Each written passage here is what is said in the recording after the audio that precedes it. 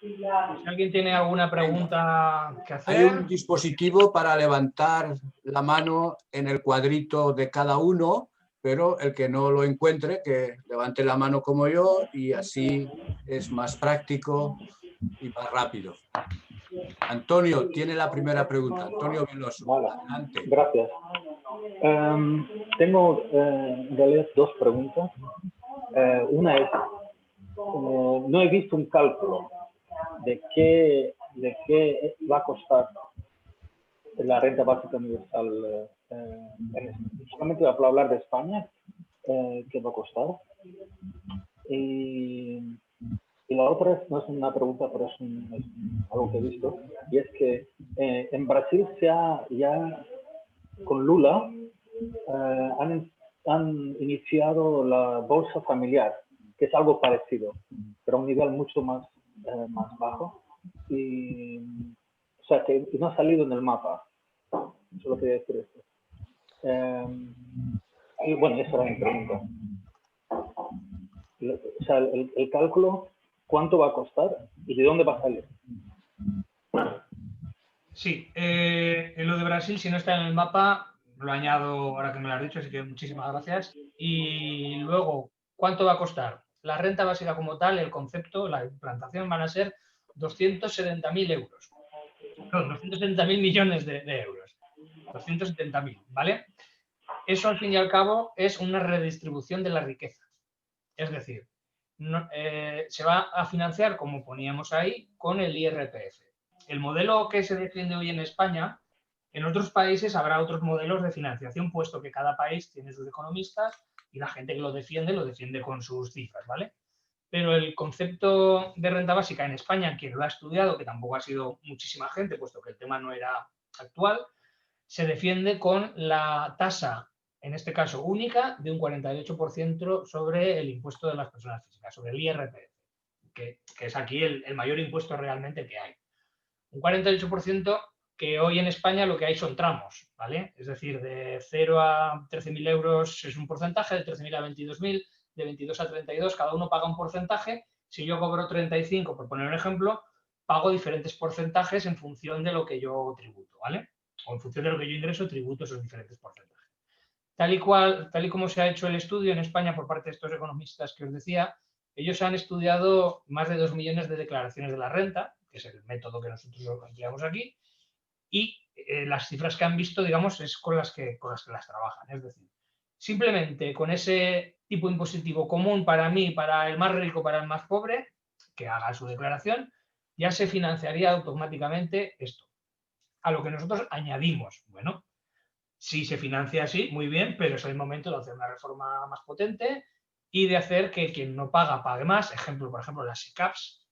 Hay empresas y organismos que tributan de una manera muy ventajosa. Se trataría de eliminar todo tipo de ventajas fiscales para estas empresas y para la gente que hace ingeniería financiera, ¿vale? Para que al final se pague realmente un 48, puesto que en España sí que hay un tipo del 45, que pagan las rentas de más de 300.000 euros, pero al final no es un 45 lo que pagan, o sea, se paga menos, ya decimos que va por tramos. Entonces, se autofinanciaría si se pagara por parte de todos ese tipo único. Si bien es cierto que luego puede haber otras ideas de decir, bueno, pues que no pague un 48% a alguien que cobra 15.000 o a alguien que cobra 20.000. Eso ya sería hablar sobre este proyecto, sobre esta fórmula de financiación y estar de acuerdo o no. Pero la fórmula de financiación de hoy es que el que cobre un salario pague ese 48% y el que cobre más o menos pagará lo mismo. Luego, además, esa financiación, si tenemos más ingresos en el Estado, se puede financiar mejor. Y esos ahorros de los que hablaba viene de que todo lo que son, ejemplo, las pensiones como tal. Las pensiones es el mayor gasto de un Estado. En España, por ejemplo, es el mayor gasto que hay.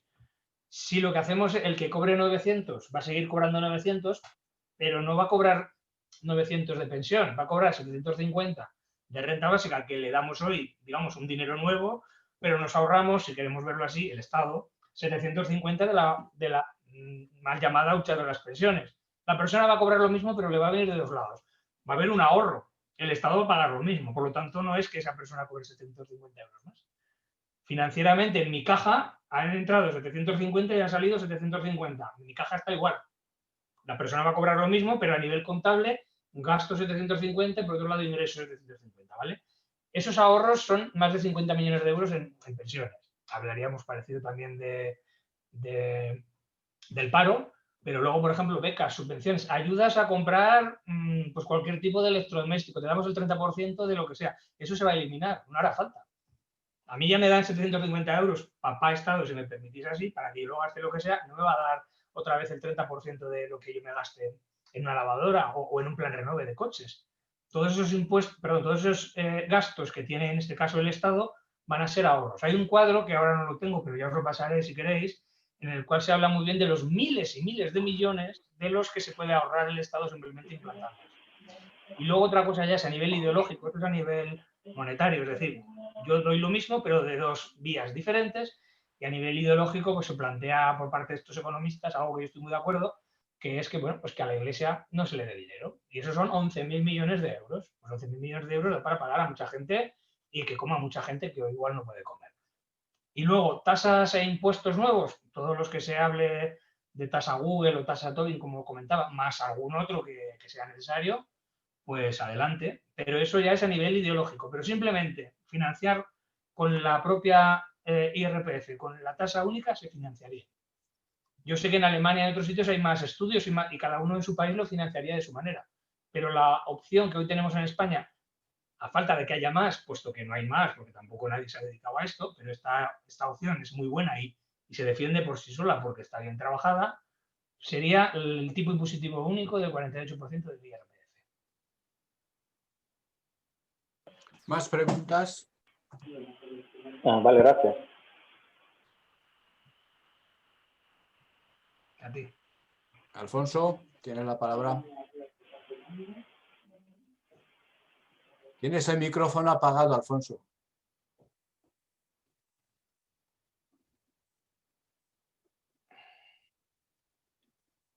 Tienes que pulsar tú mismo. Ahora. Perfecto. Bienvenido, Alfonso. Ahora. De acuerdo. Bueno, muchas gracias. Decía buenas tardes a todas y a todos. A mí me parece que este es un tema muy interesante, que lleva ya tiempo haciéndose estudios, ¿no? Quizá con el tema de todos estos estudios de las desigualdades, de Piketty, de toda esta gente. Y me parece que hay algunas cuestiones que son, no sé, más que preguntas, un poco de señalar, ¿no? Porque claro, también en Davos estaban planteándose los grandes oligarcas, el hacer una especie de renta básica, pero por cuestiones puramente monetarias y de conseguir mejorar la capacidad adquisitiva para que funcionara el sistema, ¿no? Entonces, ahí hay un problema, es decir, esta renta básica no es algo por caridad, sino que es un derecho, como bien ha dicho Víctor, y eso es una cuestión que es de trabajo para que precisamente se entienda y se comprenda el tema ese. Yo lo que quería decir es un poco ir en el sentido, esto no es una sustitución del estado del bienestar, es decir, ahora, esto remodela el estado del bienestar, ¿no? ¿Hasta qué punto se ha estudiado esa imbricación entre lo que es el estado del bienestar y lo que sería esta renta básica? Y digo lo siguiente, hay un estudio de Atkinson, que me parece que, aunque no lo he citado, es un economista importante, que hizo un estudio sobre desigualdad y sobre precisamente el tema de una renta básica en el Reino Unido. Y entonces él planteaba ahí problemas importantes que se podían establecer precisamente por los problemas de financiación, porque uno de los grandes problemas, yo no sé si, bueno, los estudios probablemente de Arcarons y de Raventós estarán más o menos claros, pero por otro lado hay otros grupos de economistas que plantean problemas, que plantean que hay dificultades, es decir, que habría que ver un poco hasta qué punto a lo mejor la renta básica podría suponer o no un cierto recorte o no del estado del bienestar, o bien, diríamos, hacer un replanteamiento, o si esta propuesta supone también un cierto replanteamiento del estado del bienestar, es decir, yendo un poco hacia un modelo de sociedad, digamos, donde haya menos desigualdades sociales. Esa sería un poco mi pregunta ahora mismo. Muchas gracias. Sí, yo la respuesta rápida que te daría es que esto es un modelo que pretende un estado de bienestar 2.0. Es decir, mejor y más estado de bienestar. No recortar nada de lo que hay. Y aquí hablamos de que la renta básica como tal la defiende gente de izquierdas y gente de derechas, ¿vale? Se defiende y la implantamos, pero ¿cuál sería la diferencia entre izquierda y derecha? ¿No? Pues precisamente eso. Es decir, unos dejaríamos, me meto yo ahí, dejaríamos el estado de bienestar más esto de renta básica, o sea, aumentamos el estado de bienestar, Y otros dirían, bueno, pues si yo te doy un dinero, el médico lo pagas, no lo voy a pagar yo también. Si yo te doy un dinero, tu profesor de tu chaval lo pagas. ¿Y eso qué es? Pues Estados Unidos, hablando así. Entonces, eso de estado de bienestar yo creo que no. Por lo tanto, el planteamiento que se hace o que se defiende, si lo hacemos y sobre todo también desde la izquierda, en este caso, por ejemplo, aquí, pues esto es un más a más, es aumentemos el estado de bienestar y, ojo, es que no tenemos que quitar dinero público de otras actividades para hacer esto. Es decir, si damos renta básica no tenemos para pagar médicos, no. Vamos a tener el mismo dinero, vamos a poder hacerlo igual. Entonces, está estudiado. Yo creo que en ese sentido podemos estar bastante tranquilos. Lógicamente habrá que afinar y mañana saldrá igual una teoría en la que en vez de hacer esto así, lo haremos de una manera muy parecida. Pero la gran diferencia entre izquierda y derecha es ese estado de bienestar. Si tú te lo pagas, o papá Estado, por decir así, lo mantiene o lo mantenemos, y yo abogo, perdón, yo abogo por eso y que creo que es totalmente financiable esta renta como algo a más de lo que hoy hay. Es decir, un estado de bienestar que llamo yo 2.0. Pues si queréis, mejorémoslo el estado de bienestar y nunca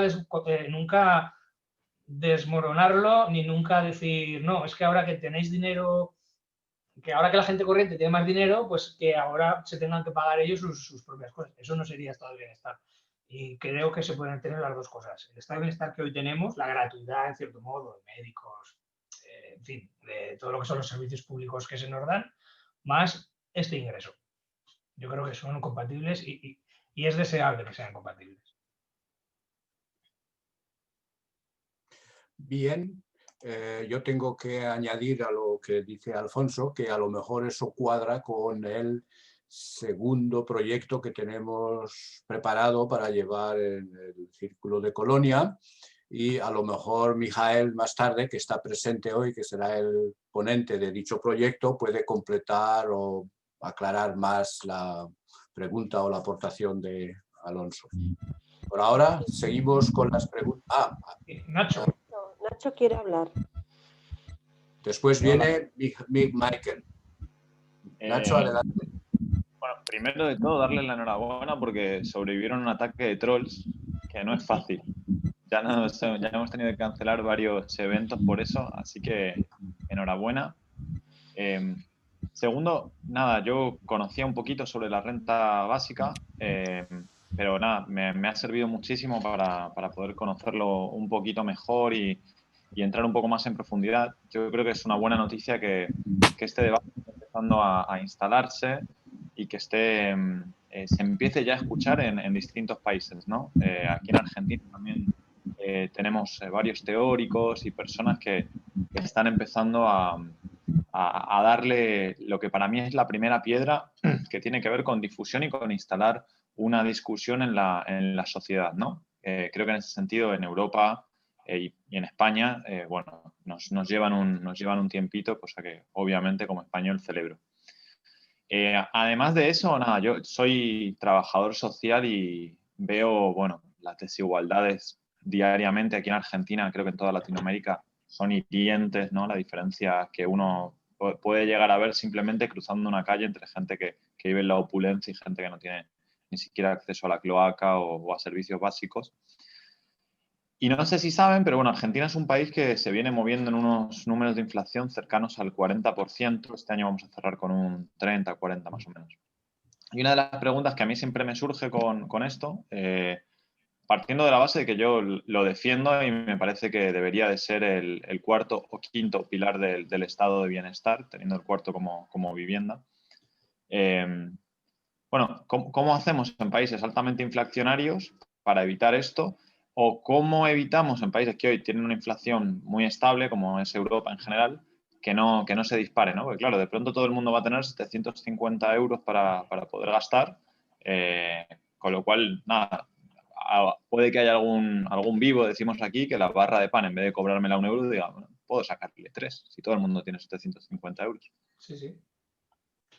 Pues esa pregunta es de las más importantes y de hecho eso que dices de la barra de pan sucedió con la implantación del euro. Es decir, un café que valía 100 pesetas, una moneda, pasó a valer una moneda de 1 euro. O sea, eso fue así. Y fijaros que subida, un 66%, hablando así. Ahora la gente es lo que dice, que cobrar X dinero hoy no es lo mismo que hace 20 años, ¿no? O sea, eso es real, eso ha pasado. Pero no debe pasar, que es un poco a lo que vamos. La inflación como tal, ¿quién la genera? La genera el vendedor, lógicamente, que lo que dices tú, si veo que la gente de mi alrededor tiene más dinero, yo puedo cobrar, en vez de 5, puedo cobrar 10 porque me lo van a pagar, ¿vale? Punto 1. No va a haber más dinero en la economía como tal, me explico. El dinero va a ser el mismo. Se trata de una redistribución de la riqueza. Lo que pasa es que si yo aporto al sistema o 1, 1, 1, 1, una gente como yo, 1, 1, 1, y hay un señor que aporta 100.000, pues igual ese señor, hablando así, y esto es muy vago, ¿vale? Lo digo muy así, pero para que nos entendamos. Ese señor, en vez de comprarse un yate, pues yo voy a poder comprar 2 barras de pan en vez de una, ¿no? O sea, eso sí que es así. Pero el dinero que está en la economía va a ser el mismo. Pero el problema es que sí que puede haber un vivo que diga, bueno, pues para la gente poco pudiente, que ahora es un poquito más, pues vamos a subir los precios. E incluso haya un tipo de cártel o algún tipo de holding en el cual se pongan de acuerdo las grandes distribuidoras. Y aquí recordamos que en España los grandes distribuidores son franceses, la mayoría, ¿vale? Entonces, ¿por qué no? Si en España hacen esto, así ganamos más. Bueno, yo eso lo entiendo. Punto 1. Aunque no haya una redistribución, o sea, aunque es una redistribución y por lo tanto la masa monetaria no se genera, sino que es la misma, sí que puede haber inflación en los alimentos básicos. Bueno, eso, pues igual que el Estado a mí me da un dinero y el Estado, digamos, influye en mi vida, ¿por qué no va a influir en la vida de los precios? Es decir, yo no creo que haya que establecer muchas normas, pero sí decir algo tan sencillo como a quien no le suban los inputs, los recursos, más de un 5%, no puede vender más de un 5% más caro que lo que vendía ayer. Tan sencillo como eso. ¿Por qué la barra de pan hoy en vez de 1 euro vale 2? No, porque me la pagan. Bueno, igual al final no te la pagan, porque igual te vas a un establecimiento que te cobren 1 euro, que es lo que valía ayer. Entonces, esa empresa ya veremos si los precios fluctúan de esa manera. Pero a nivel impositivo, perdón, a nivel regulatorio, el Estado debe regular. Si lo que a ti te cuesta, si tú trabajas con un margen de un 100, que me parece perfectamente legal, pero si el trigo, etcétera, todo en una panadería te cuesta 50, lo vendes a 1 euro, mañana no me lo vendas a 2 porque es que tampoco te van a subir los inputs. Porque si tú vendes una barra de pan a 2, pero te ha costado 1 euro, ya no ganas. Entonces, igual que tú no te permiten, digamos, vender más caro, tampoco te van a permitir que te vendan más caro a ti, porque al fin y al cabo estamos todos en una rueda. El consumidor final pagaría esa cantidad, pero sería el productor, el agricultor, al final iríamos al agricultor. El agricultor, desde luego, no va a poder poner un precio más caro porque hoy por hoy no lo puede hacer. Por lo tanto, serían los márgenes con los que trabajarían las grandes empresas, en este caso de la distribución, las que podrían hacer subir los precios. Pero se arreglaría todo con una nota que dijera, si los inputs no suben, los outputs no pueden valer más que ese 5%, porque sería una inflación no real. Y ahí sí que hablaríamos de una revuelta social. Yo creo que dejarlo sin la mano, o sea, si lo que es la economía de mercado, lógicamente, que exista, pero tiene que haber pues, una mano que dirija un poquito. Y la inflación yo creo que es clave, decir, no va a subir nada más del 5%. Y si quieres subirlo más, estudiamos tu caso, porque yo si invento un producto y lo invento este año, porque no lo voy a poder cobrar lo que quiera. Bueno, vale. Pero lo que ayer se vendía por un precio, mañana no puedes venderlo un 100% más caro porque a ti te dé la gana. Porque además también tú puedes venderlo, pero eres un revendedor. Al fin y al cabo has producido algo que has comprado los inputs. La luz también podría valer el doble. Y eso creo que habría que regularlo. No se podría tolerar que como ahora todo el mundo tiene para pagar la luz y todo el mundo tiene para pagar una bombona de butano, que estos consorcios o el teléfono, pues subieran, esas grandes empresas multinacionales subieran un 100% los gastos, digamos. Yo creo que es el Estado el que tiene que estar detrás y si no está detrás, se sucederá lo que has comentado y de inflaciones del 20 y del 30, que aquí que hace años, vamos, era, digamos, lo más normal. Estamos en Europa, precisamente, también el estar en Europa hace que esa inflación, si ya un 1% aún nos asusta, pues hagamos lo posible por no superar un 3, ¿no? O un 4. Creo que sería clave controlar, digamos, los precios de venta. Ya no sé cómo, pero vamos, yo plantearía una normativa, desde luego que dijera, al igual que se da esto, como esto sabemos que afecta a tantos colectivos de tal manera, se prohíbe que nadie venda, pues que nadie duplique los márgenes que tenía ayer. ¿Tú qué márgenes tenías hoy? Un 100, pues mañana otro 100. Oye, y dentro de 5 años ya veremos, o dentro de 2 años ya veremos. Ya no sé si es meter mucho la mano en una economía de mercado, no lo sé. Pero desde luego si no lo metemos, si yo solo puedo ir a una tienda, porque en un pueblo no hay 50, pero al final igual tengo que pagar eso a 2, y entonces igual al final pues conseguimos una medida negativa, porque si todo sube el doble, pues igual el que cobra no cobra el doble. Entonces aquí, digamos, serían más los problemas que la solución de la renta básica. pero con una normativa, no sé si dura o no, pero con una ley de un párrafo, no hace falta más. Nadie puede tener más márgenes el año que viene que el pasado. Fíjate, no creo que sea atentar mucho contra la libertad comercial. Si yo tengo un 40, porque creía que el 40 me venía bien, el año que viene un 40. Ojo, dentro de 2 años ya veremos. Pero yo creo que una norma como esa, una norma fiscal tan sencilla como esa, o tan difícil como esa, sería básica para que no hubiera inflación. Bueno, a mí me gustaría, antes de dar la palabra a Michael, completar lo que planteaba Víctor, porque efectivamente tiene razón. Es decir, si un gobierno no regula los desmadres que producen este sistema neoliberal que tenemos, que parece un sistema sin frenos, pues la participación del gobierno, es decir, con la participación de Podemos en el gobierno se ha notado notablemente que no hace falta intervenir el mercado, sino lo que hay que hacer es legislar desde la parte social, no todo, pero pensando que la parte social necesita que tenga un regulador, y un regulador es lo que hay en todas partes cuando vienen situaciones estrechas. Actualmente estamos regulados todos en la Unión Europea y prácticamente en el mundo. Para eso hay un gobierno que tiene que gobernar. Pero, hombre, no siempre a favor de los neoliberales. Imaginaros qué pasaría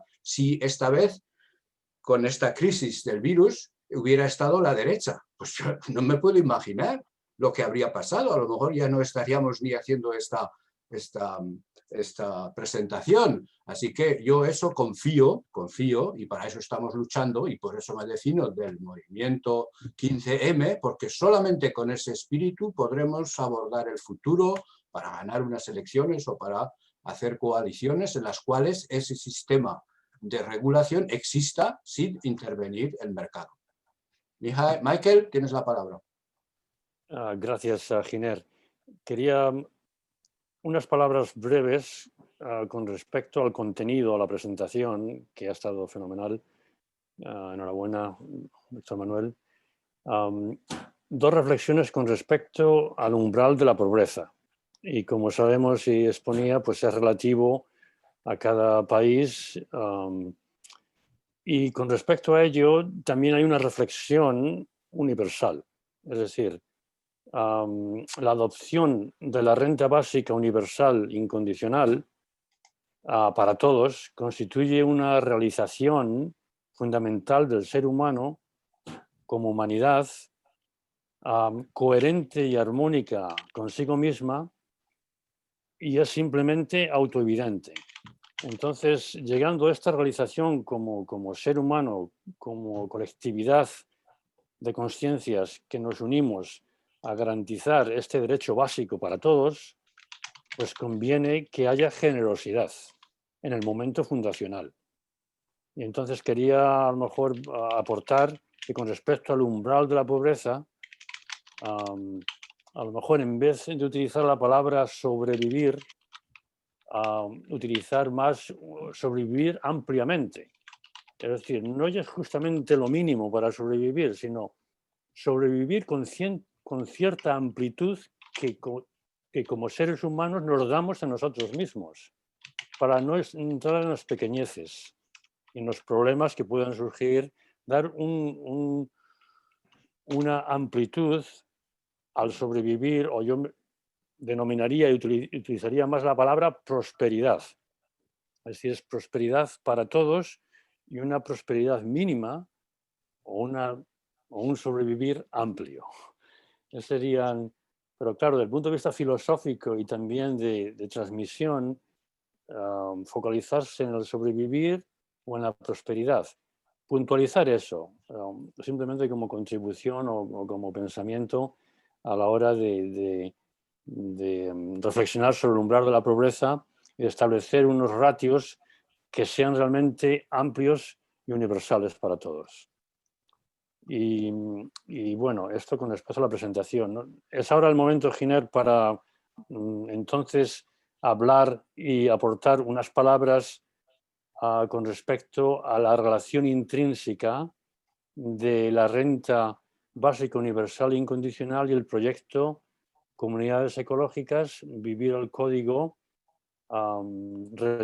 retorno al huerto ecológico. ¿Es ahora el momento oportuno? ¿O te parece bien? ¿O damos más, si hay más, Bueno, si hay más preguntas, que sea con respecto al contenido de por sí? bueno, lo vamos podemos a dejar. dejar las preguntas respecto a la presentación del día de hoy, que terminen, y cuando ya no haya más preguntas, entonces ya podemos decir oficialmente que estamos encaminados al proyecto 2 del Círculo de Colonia, por lo tanto, entonces Michael podrá ampliar y así. Por tanto, preguntas sobre la presentación.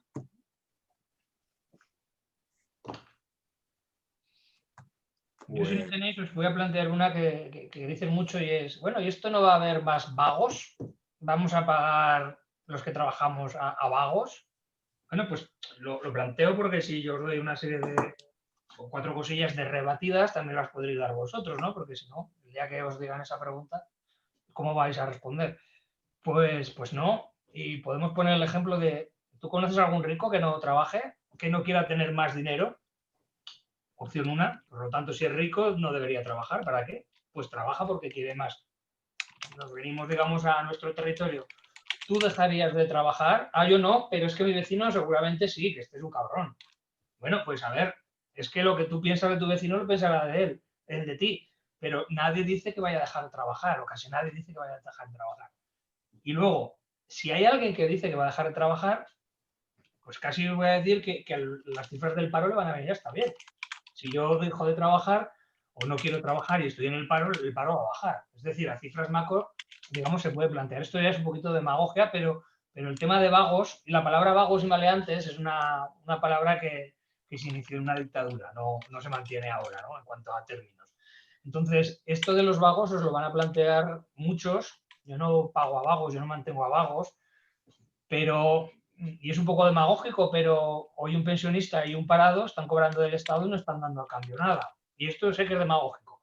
Han generado actividad antes, bueno, y ingresan un salario o un dinero que les corresponde, pero tampoco están generando nada. Si yo mañana decido no trabajar, no tengo por qué darle nada a la sociedad y cobraría este dinero, ¿vale? Sería un poco como posibles respuestas. Y luego, aparte, si yo estoy en una ONG trabajando 23 horas al día, soy un vago. Si yo no tengo un trabajo en una empresa, pero estoy en una ONG llevando a cabo iniciativas de lo que sea para mejorar mi pueblo, mi localidad, ¿soy un vago porque no trabajo con un salario?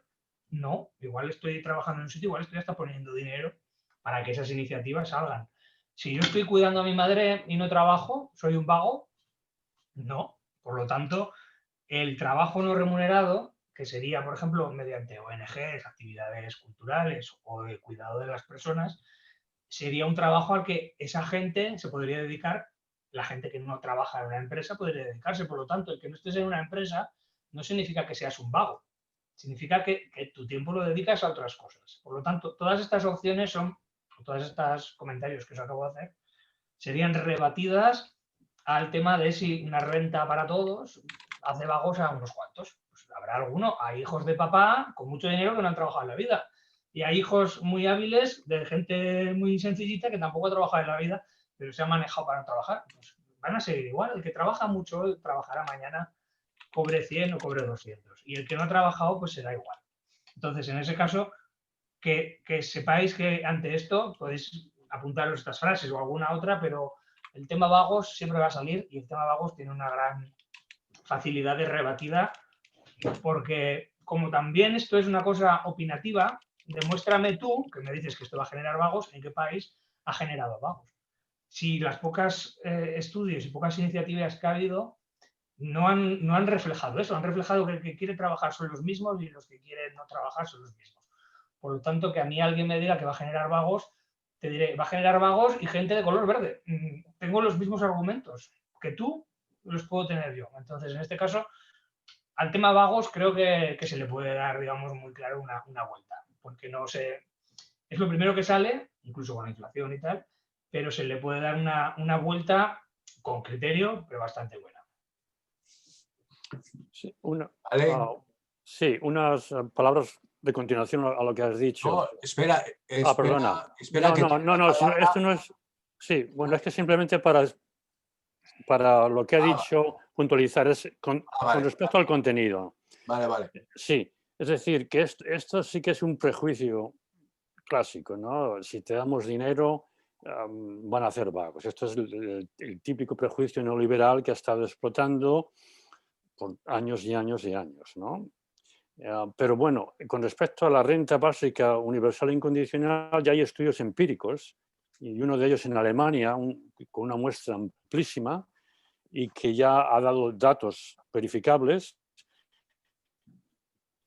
que cuando las personas reciben esta renta básica universal incondicional, lo utilizan de la mejor forma, y la mejor forma es para dotarse de unas capacidades para poder seguir trabajando y seguir prosperando. Eso ha sido, pero vamos, casi al 100%. Entonces, esos comentarios de prejuicio, hay datos empíricos para contrarrestarlos inmediatamente. Vale, Galaxy, tienes la palabra. Tienes que abrir el micrófono. ¿Me oís ahora? Sí. Adelante. Vale. Bueno, soy Rafa Polo Guardo del Círculo de Podemos de Países Bajos. Y nada, pues me había invitado nuestra enlace a participar en este debate y tal. Bueno, solamente un par de cuestiones muy puntuales, porque bueno, me interesa más un aspecto técnico y si no he entendido mal, esto es una iniciativa que se enmarca en lo que sería la iniciativa ciudadana del Tratado de la Unión para forzar que la Comisión plantee una iniciativa legislativa. ¿Es correcto esta iniciativa? Correcto. Vale, entonces la pregunta técnica es la siguiente. Para una iniciativa legislativa hace falta un mínimo de firmas en 7 Estados miembros, Sí. 1 millón de firmas en 7 Estados miembros, 7 personas que tienen que presentar la iniciativa se tiene que registrar, la Comisión tiene que dar una publicación oficial de registro, se tienen que recoger las firmas en un plazo de 15 meses, al final de los 15 meses se recoge la propuesta por parte de la iniciativa, la Comisión la estudia y decide si inicia el procedimiento legislativo normal o no, que algunas veces en algunas iniciativas legislativas, a pesar del millón de firmas y a pesar de todo, pues se ha considerado que existía legislación de la Unión Europea y no era necesaria la iniciativa. Con esto quiero decir que, bueno, si los organizadores son conscientes de que en la Unión Europea una iniciativa legislativa de estas características es un enorme trabajo, supone un enorme esfuerzo, es un reto, y luego además al final de ello se inicia el proceso legislativo normal con el Consejo y con la Comisión y con el Parlamento, y no hay una garantía de que se pueda llevar adelante un texto que pudiera ser, digamos, cercano a lo que podría ser la renta básica universal e incondicional. Es decir, puede salir un texto completamente distinto. Eso por un lado. Y por otro lado, he oído la cifra de 270.000 millones de euros que cuesta esta iniciativa. Bueno, yo simplemente quiero apuntar que eso es 1/3 del billón del presupuesto del Estado que acabamos de aprobar justamente con una amplia mayoría parlamentaria, en nuestro caso. Me resulta una cifra enorme, no sé cómo decir, y simplemente apunto el dato de que eso significaría, en nuestro caso, en el Estado español, una absoluta y total reestructuración de todo el planteamiento presupuestario. Es decir, que no entro ya en los aspectos políticos, por supuesto, y en muchas de las cuestiones que se han dicho que estoy de acuerdo, sino simplemente desde el punto de vista técnico significaría, una revolución presupuestaria total y absoluta, porque 270.000 millones es una cantidad que es 1/3 de nuestro presupuesto total, incluyendo la seguridad social. No sé si esto es, bueno, estas dos cuestiones que veo como problemáticas, digamos. Procedimiento legislativo en la Unión Europea y 270.000 millones. Gracias. Vale, sobre la ICE, os acabo de poner 2 páginas, 2 links en el chat, ¿vale? Y son lo siguiente. Por un lado está el link de la propia web donde firmaríamos, ¿vale? Que ahí es donde se recoge las firmas que lleva y que tiene que conseguir cada país. Cuando hablamos de una iniciativa en España, sería una ILP, una iniciativa legislativa popular. En España habría que conseguir medio millón de firmas para que el Congreso tramite, analice la petición que se le hace, ¿no? En este caso estamos hablando de 1 millón de firmas, que son las que se presentarían a la Comisión Europea, no al Parlamento, sino a la Comisión. y se presentarían con idea de que luego la comisión instase, que era un documento en el que instase a los países a que acojan la renta básica como algo correcto para hacer y que es bueno para la sociedad y que lo hagan. No, en ningún caso, digamos, sería vinculante. Simplemente sería pues una noción que podría seguir una recomendación. Vale. En cuanto a las firmas que se tienen que conseguir, está muy claro lo que se tiene que conseguir y es 1 millón en los 27 territorios, en este caso, de Europa. Hay 7 países que deben de conseguir un mínimo y todo lo que tenéis, por ejemplo, en esta página que os he puesto, sería lo siguiente. Austria, hoy por hoy las firmas que hay son unas 75.000, ¿vale? De ese millón. Estamos hablando que no llegamos a un 8%. Precisamente una charla como esta y a posterior el trabajo que cada uno de nosotros pueda hacer después es lo de difundir para que esto sea una subida exponencial, ¿no? Porque desde luego si es una subida lineal, pues no va a llegar, pero creemos que se puede hacer una subida exponencial. En España el mínimo que deberíamos conseguir son 40.000. Sí que es cierto que dijimos que conseguiríamos o buscaríamos la opción o la fórmula para llegar a 120.000. Y eso es de lo que queremos llegar, a 1 millón en España, perdón, a 1 millón en Europa, y que España y Alemania, lógicamente, hoy sean los que hoy están liderando, digamos, las cifras. Francia va un poquito más lenta en ese caso, pero bueno, 78.559 firmas son las que se llevan ahora mismo en este momento. Y en cuanto al plazo que habéis comentado, yo no tengo 15 meses, sino que tenemos 12 meses para conseguirlo, con lo cual es peor. Pero bueno, también es verdad que con esto del coronavirus por medio no sé si habrá habido algún tipo de ampliación o lo que sea. Pero vamos, como plataforma en España se está trabajando muy bien. Hay muchos colectivos de toda España que están detrás y se trata de mover a la gente para que al final vayamos a la calle y firmen, ojo, no en papel, porque hoy no se firma en papel, sino en la tablet, en la web. Y bueno, y luego con respecto a las cifras del importe total, pues son cantidades, pero no sé si 230.000 millones de euros, no sé si es un tercio de lo que es el presupuesto, no sé ahora las cifras del presupuesto real cuánto es, pero realmente volvemos un poco a lo mismo. O sea, sí que habría que modificar más cosas que solo un ingreso a nivel financiero de que viene y que va. Pero desde luego yo si esta medida afecta de la manera que afecta a tanta gente, yo si esto lo habláramos en un pueblo, de que dando una cantidad, el 80% de la gente se beneficia de una medida, sea la que sea, mañana firmaba esa medida. ¿Que será difícil de implantar? Pues claro, pero ¿qué medidas han afectado de manera positiva a un 80% de la gente? Pues hay poquitas y esta sería una de las más importantes y más difícil de hacer seguramente también. ¿Por qué no?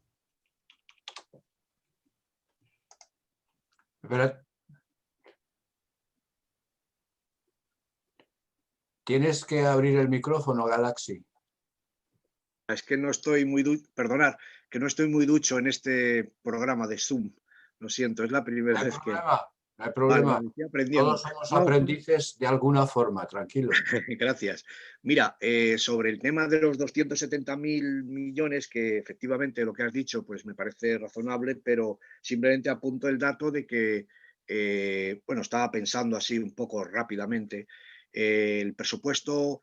La partida más importante del presupuesto en estos momentos de nuestro presupuesto nacional son 150.000 millones para pensiones, que como bien has indicado es la partida más importante. Es decir, 150.000 millones todavía mucho menos de 270.000. Entiendo que incluso, a grosso modo, en macroeconomía y de una forma muy simplista, muy bárbara, pero bueno, como no podemos hablarlo de otra manera con más precisión, como has dicho, por ejemplo, has puesto el ejemplo de un pensionista que podría cobrar una pensión de 900 euros, pero que si tuviera la renta básica, 720 serían parte de la pensión que de alguna manera absorbería esta renta básica universal y, digamos, sería como pagar a la persona de un fondo distinto, pero la misma cantidad. Entonces, la pregunta sería, si te puedo preguntar esto, entonces, ¿se puede asumir que los 130.000, 140.000, 150.000 millones que aproximadamente entre esa horquilla, porque hay un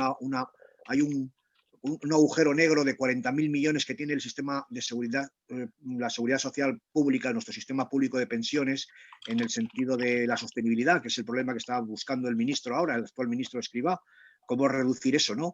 Digamos, ¿podría ser posible que los 140.000 millones de pensiones como partida más importante de nuestro presupuesto, se incorporara en esta renta básica tal y como lo has dicho? Los 150.000 no, pero creo que son 90.000. 90.000. 90.000, todo lo que sea de 0 a 750 euros que está cobrando hoy la gente, se Sí. le trae de esa cifra y, digamos, se paga desde otro lado.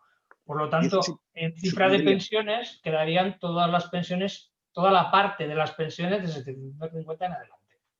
Vale, oye, pues eso es un dato interesante a tenerlo en cuenta, está muy bien. O sea, 90.000 millones sería, ¿no? Creo que sí, si no te lo confirmo en un momento. Bueno, me gustaría Tiene, poderlo tiene la palabra ahora más antes. Ángel, a lo mejor nos puede aclarar algo en ese sentido, si no lo tienes tú, Víctor. Hola a todos. Sí, la cifra esa que ha dicho antes Víctor no es cierta, porque la renta básica incondicional subsumiría todos los subsidios inferiores a su cuantía que está dando el Estado español actualmente, ¿no? Entonces, esos son casi 100.000 millones de ahorro. Entonces, bueno, hay unos cálculos muy buenos sobre financiación de la renta básica que han hecho unos profesores de la Universidad de Barcelona que están en la red de renta básica, que son Daniel Raventós, Jordi Alcarons y Luis Torrents, y ellos calculan un coste de unos 130.000 millones, contando con todos los subsidios, parte de las pensiones que serían subsumidas por la renta básica, etcétera, ¿no? O sea que sería mucho menor el coste, ¿no? O sea que sería perfectamente asumible. Y luego, por otro lado, al no imprimirse nuevo dinero, al no generarse masa monetaria, pues no generaría inflación. Y además hay que tener en cuenta que las economías occidentales actualmente, y es la tendencia a futuro, son deflacionarias, no inflacionarias, ¿no? Porque el coste de la producción gracias a la tecnología se está acercando a cero, ¿no? Así que la renta básica sería una de las pocas cosas que conseguiría poner la inflación un poco por encima de cero, ¿no? Así que no hay que tener ese miedo a la inflación.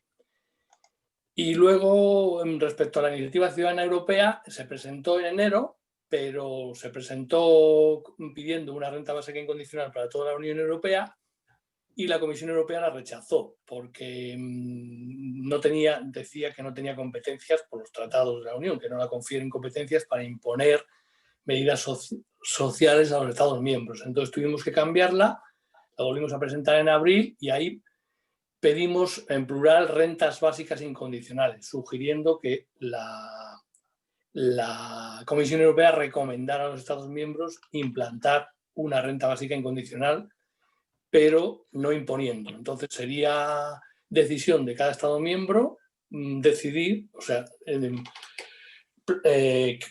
plantearse si implantarla o no. Así que sí, tenemos éxito y haciendo un poco de ciencia ficción, la Comisión y el Parlamento valorarán poner medidas en marcha para implantar la renta básica. Cada Estado miembro decidiría si hacerlo o no y cómo financiarlo. Y bueno, y luego... Perdón, respuesta a Rafa, perdonad, no son 90.000, 90.000 es el ahorro total, ¿vale? Os acabo de pasar un cuadro por aquí, si no ahora lo pondré compartir de pantalla. En pensiones son 50.000 el ahorro, 54.000 millones, ¿vale? Ahora mismo, si eso os lo comparto en la pantalla. Está basado en el estudio de Raventós que comentábamos. Os comparto la pantalla un momentito y esto que... Espero que lo podáis ver ahora. Estos son los ahorros que tendría el hacer el pago de la renta básica al eliminar diferentes subvenciones, etcétera, todo lo que sea por debajo de ese importe, esos serían los ahorros. Entonces, por ejemplo, como veis aquí, en pensiones serían 54.000, pero hablábamos también del paro, por decir así, que serían otros 20.000. Al final la suma serían esos 90.000 que comentaba. Te he dado la cifra total, perdona, Rafa. Gracias.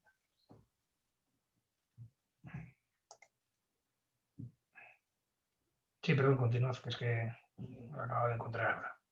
Entonces, ¿Hay más preguntas o hacemos el puente y pasamos a mencionar el proyecto 2 que tenemos ya en perspectiva? A las 5, a las 4, a las 3, a las 2, a la 1. Mijael, tienes la palabra para atravesar el puente y situarnos ya a partir del 15 de diciembre. Gracias, Giner. Por cierto, acabamos de recibir una felicitación de Exteriores que os voy a pasar en el chat, así que nos da ánimos, podemos continuar aquí un rato más. Adelante. Sí. La relación intrínseca entre el proyecto Comunidades Ecológicas, Vivir el Código, Retorno al Jardín Huerto Ecológico y Renta Básica Universal Incondicional para Todos. Comenzamos con hacer una reflexión profunda, es decir, ¿y si paramos un momento, como seres humanos, como humanidad, y realizamos una reflexión profunda de quiénes somos, de qué es el ser humano, y repensamos cómo queremos vivir?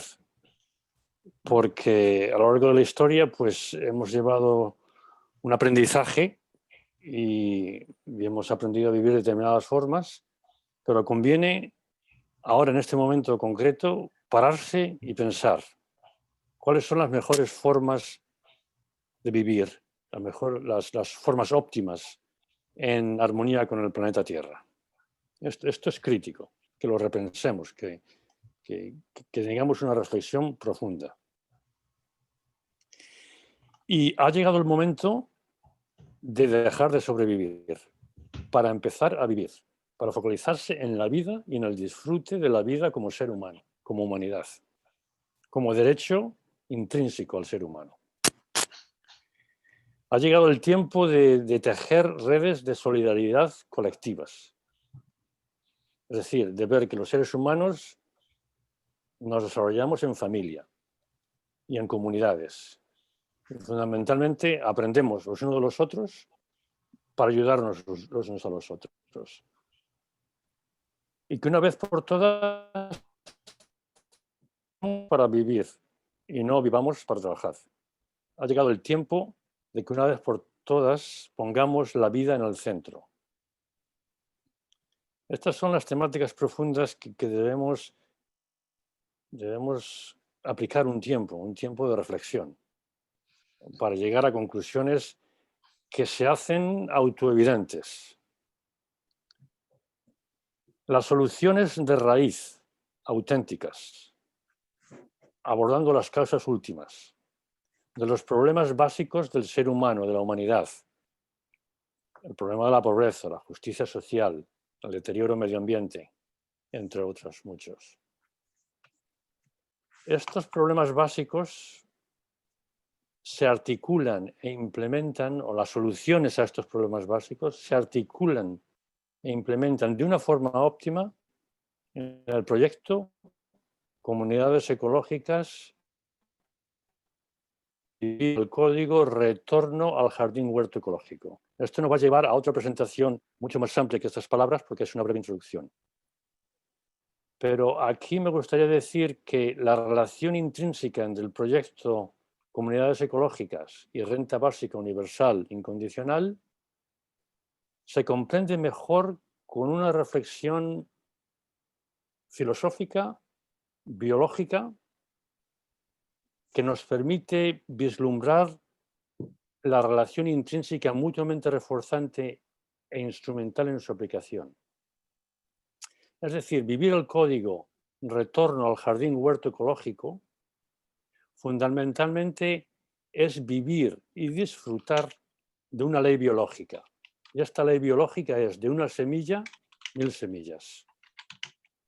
Es decir, cuando ponemos nuestras manos, nuestros pies, nuestras cabezas, nuestro corazón en el jardín huerto ecológico, donde quiera que estemos y por pequeños que sean, aprendemos y vivimos dicha ley biológica que genera abundancia. Es la generación de la abundancia intrínseco al ser humano, a la humanidad y al planeta Tierra, que nos hemos deprivado a lo largo de la historia. Y de la realización de esa abundancia aprendemos a compartir en solidaridad colectiva, formando comunidades ecológicas en cada región del planeta Tierra. Estas comunidades ecológicas conforman auténticos casos, muestras, que son verificables, que son replicables, generando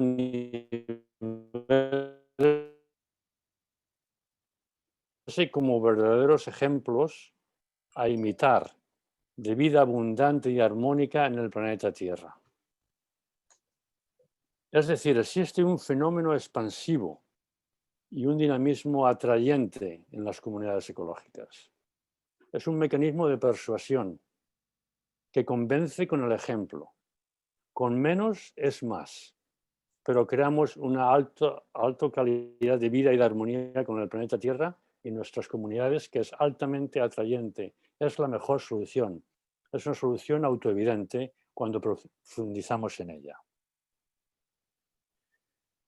Y ahora, abordando la adopción de la renta básica universal incondicional para todos, constituye, decía antes, una realización fundamental del ser humano, como humanidad coherente y armónica consigo misma. Es simplemente autoevidente que que debemos dotarnos por ser seres humanos en el planeta Tierra de este derecho básico.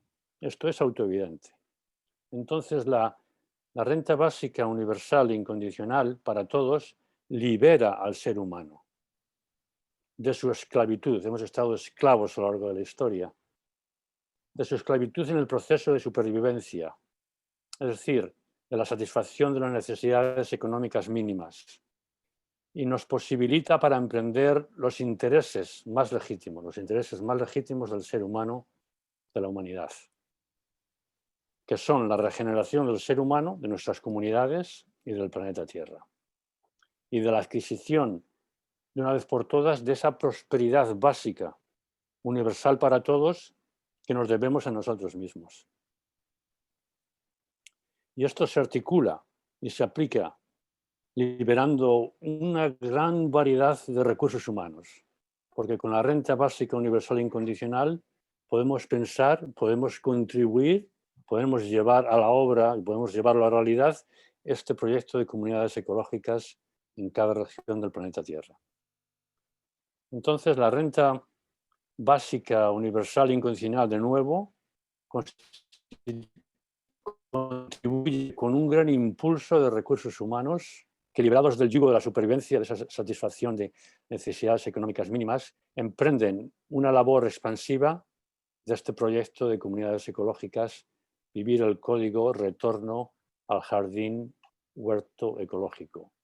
Su relación intrínseca es posibilitadora, es facilitadora y les permite reforzarse mutuamente, encarrilando comunidades ecológicas y recursos humanos para su aplicación de una forma óptima. En definitiva, ambos proyectos constituyen dos caras de la misma moneda.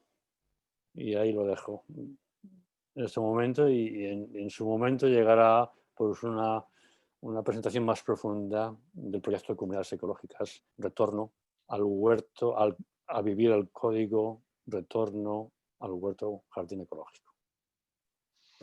Gracias, Michael.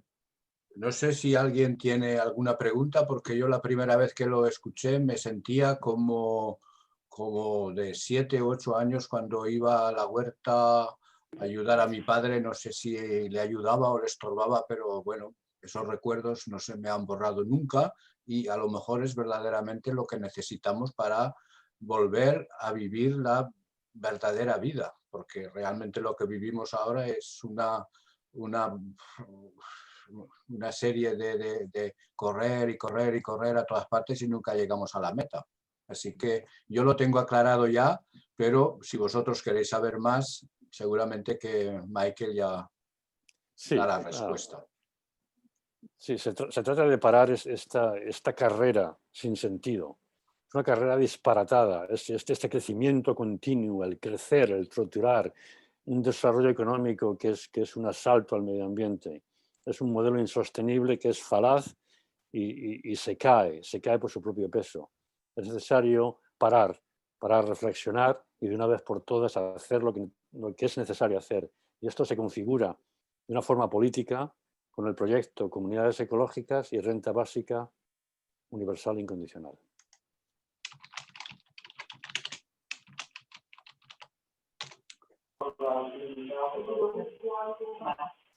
¿Alguien levanta la mano? O si no, tendremos ocasión a partir de pronto, bueno, pues ir comunicando lo que vamos haciendo. Hay una pregunta de Antonio, me parece. Adelante. No es una pregunta, es más que nada quiero agradecerte, que me ha parecido muy inspiracional. Me ha gustado mucho tu discurso y me ha llegado, sobre todo la parte de que tenemos que dejar de sobrevivir para empezar a vivir este momento. Muchas gracias, Michael, por estas palabras. Pues encantado de compartir de todo el corazón, porque es aquí a nivel de corazón donde debemos llegar los seres humanos para ponernos manos a la obra en auténtica vida de familia, viviendo el proyecto de comunidades ecológicas que alrededor del jardín ecológico disfrutamos de esta maravilla de una semilla, 1000 semillas, porque conocemos directamente el principio de la abundancia. Y en la abundancia compartimos, porque es un excedente. Esa es una ley biológica que hemos ignorado como seres humanos y como humanidad. Y debemos llevarla a cabo y compartir para llegar a esa prosperidad que todos nos merecemos. Y esto se lleva a cabo con alegría, porque en el huerto ecológico, ¿qué no mejor que compartir en una comida, en una cena, los frutos superabundantes, súper limpios, súper saludables del huerto ecológico? Y alrededor de la mesa compartir con esta herencia tan hispana o hispánica y tan mediterránea y atlántica, de compartir la comida, que llega la alegría, llega al compartir las ilusiones, el contar cosas y después el canto, la danza, la guitarra, el piano, todo lo que hay que hacer para celebrar la danza. Esto es la vida auténtica y esto no podemos relegarlo a cuando se puede. Esto tiene que ser lo que tenemos que hacer desde ya, parar y empezar a orientarnos de una forma clara y definitiva.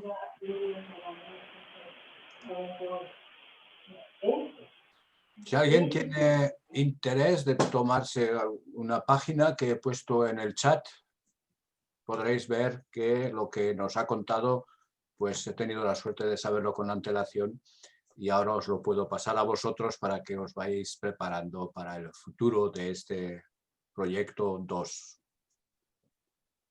¿Más preguntas? O comentarios o compartir lo que tengáis con respecto a este gran proyecto, a esta gran vía ecológica de empezar con comunidades ecológicas en torno a este ratio, a este código, un código de ratios. O sea, un código de ratios que ya abordaremos en la siguiente presentación. Pero ese código de ratios lo aprendemos en cada bioregión y lo identificamos, lo cuantificamos, lo hacemos empírico para que sea replicable. Y con esto llegamos a un mecanismo de generación de riqueza en la que las comunidades locales toman posesión de los medios de producción. Una cosa muy importante. Y para poder hacer una economía, una nueva economía, una economía ecológica. Bueno, ya hablaremos sobre esto en la próxima presentación. O sea, yo lo veo algo como después de correr tanto los últimos 20 años sin llegar a ningún sitio, sería estar de nuevo como persona teniendo tú el control de tu vida y así adentrarte en una situación donde te facilitará tener una vida más sana y feliz. ciertamente, tiene implicaciones a nivel de soberanía alimentaria, tiene aplicaciones a nivel de energía autorregulatoria, renovable, distribuida para todos. Tiene aplicaciones a la educación, que se integra, una educación para todos y vivienda para todos, que son alrededor de materiales limpios, renovables del ecosistema fundamentalmente.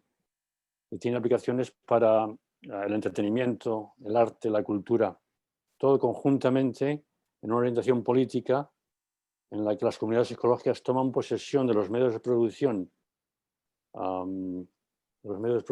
de los alimentos, de la energía y de los materiales básicos en los que vivimos, en las regiones en las que vivimos, en cada bioregión.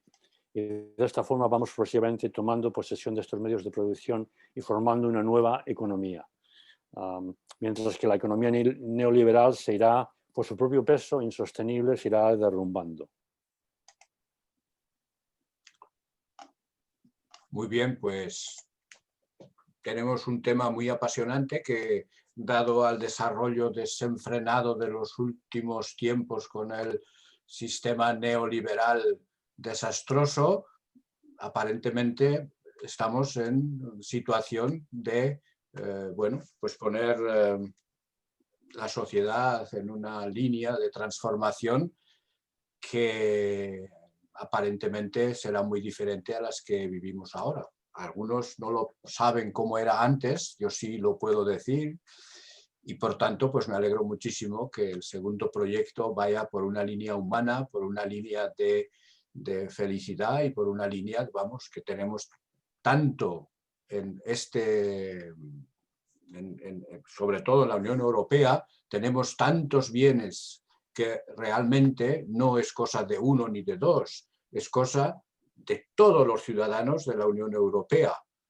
Y por tanto, algún derecho tendrán no solamente a tener la renta básica, sino a ser felices en la vida, que eso es lo que se pretende cuando nacemos. Nos prometen mucho y luego nos engañan constantemente.